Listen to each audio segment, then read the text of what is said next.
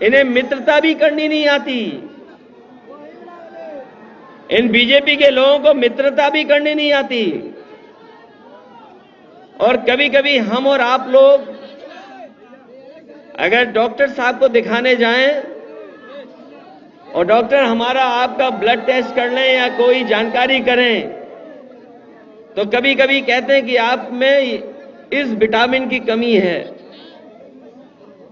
अगर मान लीजिए कोई विटामिन की कमी है तो डॉक्टर साहब आपको उस विटामिन की गोली दे देंगे, दवा दे देंगे, इतने दिन खाइए आप, उसके बाद स्वस्थ हो जाएंगे।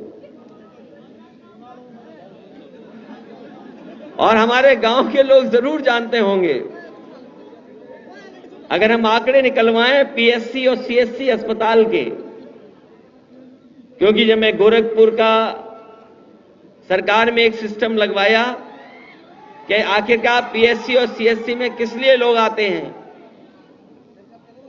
तो जब जानकारी मिली तो ये जानकारी मिली कि लोग आखिर अक्सर बहुत छोटी छोटी बीमारी को लेकर के आते हैं और पीएससी सीएससी में पहुंच करके जो गरीब हैं गांव वाले वापस नहीं जाते जब तक उन्हें दवा न मिल जाए। तो हम एक व्यवस्था बनाना चाहते थे, इसलिए वहां कंप्यूटर लगा करके जानकारी हासिल कर रहे थे। तो अगर वहां सबसे ज्यादा लोग आते थे तो लोगों को शिकायत रहती थी कि उन्हें कमजोरी की दवा चाहिए, कमजोर हैं वो लोग, या बुखार है उन्हें, या विटामिन ए की कमी है, बी की कमी है, सी की कमी है। लेकिन मैं देख रहा हूं भारतीय जनता पार्टी को विटामिन ए बहुत मिल रहा है, इन्हें कमी नहीं है, इन पे विटामिन ओवर हो गई है। और इसलिए मैं कह रहा हूं, इनका हिसाब किताब देखोगे तो इन्होंने क्या खेल खेला सोचिए आप। एक समय नहीं वो गलत समझ रहे, विटामिन ए मतलब जो उद्योगपति हैं, एक समय पर याद होगा आपको, इन्होंने पूरा का पूरा पैसा बंद करा दिया और कहा कि नोटबंदी होने के बाद भ्रष्टाचार खत्म हो जाएगा, काला धन वापिस आ जाएगा। वो याद कीजिए, वो समाजवादी सरकार थी और उस समय चुनाव में जहां भी हम लोग जाते थे यही बात कहते थे कि रुपया बंद होने से रुपया हमारा काला सफेद नहीं होता है, हमारा आपका लेन देन काला सफेद होता है। याद कीजिए किस समय की बात है। और आज कितने साल हो गए, बैंकों में पैसा भर गया, बैंकों में पैसा भरता चला गया और इन्होंने न जाने कैसी अर्थव्यवस्था बनाई कि कुछ उद्योगपति न जाने कितनी रफ्तार से आगे बढ़ने लगे। और मुझे लगा कि 2024 का जब चुनाव होगा तो बीजेपी कहेगी कि देखो हमारी अर्थव्यवस्था और अर्थनीति ऐसी है कि भारत का उद्योगपति भी दुनिया में नंबर 1 हो सकता है।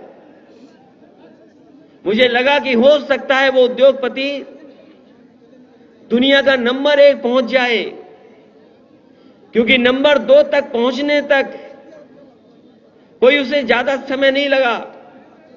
सोचो कहां भारत जो गरीब देश है, हमारे अगर आंकड़े हम देखें तो जहां पानी पीने का इंतजाम नहीं, जहां पर अभी भी पढ़ाई अच्छी नहीं, बच्चों को किताबें नहीं मिल पा रही, पर्याप्त हम लोग खाना पीना नहीं खा पा रहे, भ्रष्टाचार जहां चरम सीमा पर है, बेरोजगारी जहां चरम सीमा पर है, महंगाई का ये आलम है, कोई चीज ऐसी नहीं जो सस्ती बची हो, बिजली महंगी, खाद महंगी, डीएपी महंगी, हर चीज महंगी होती चली जा रही।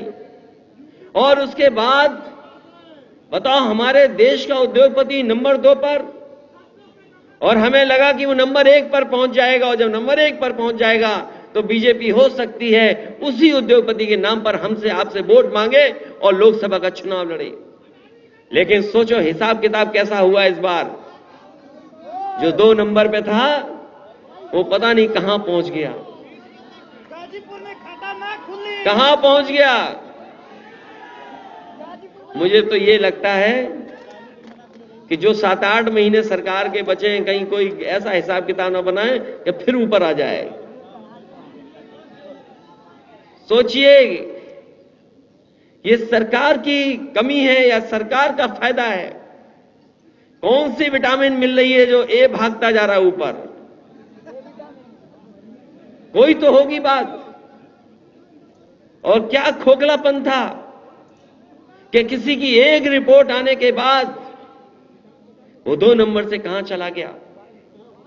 ये जो वैल्यूएशन है, जो आंकड़े हैं, आंकड़े नीचे ऊपर हुए हैं, लेकिन न जाने कितनों ने रुपया खोया है।